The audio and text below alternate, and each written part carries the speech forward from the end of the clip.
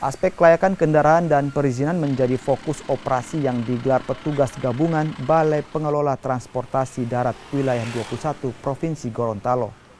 Hasilnya puluhan sopir angkutan penumpang dan barang diberikan sanksi berupa teguran tertulis saat razia digelar di Kecamatan Limboto, Kabupaten Gorontalo. Sanksi teguran tertulis diberikan ke sopir angkutan penumpang karena tidak memiliki izin operasional.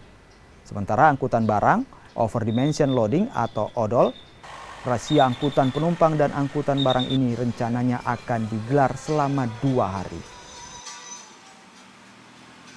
Angkutan sewa umum cukup banyak yang belum memenuhi perizinan. Sudah kami lakukan perizinan, akan dilakukan urusan perizinan. Hal ini sangat penting sekali untuk memudahkan pengawasan dan tentunya agar memenuhi aspek kelayakan kendaraannya dan juga memenuhi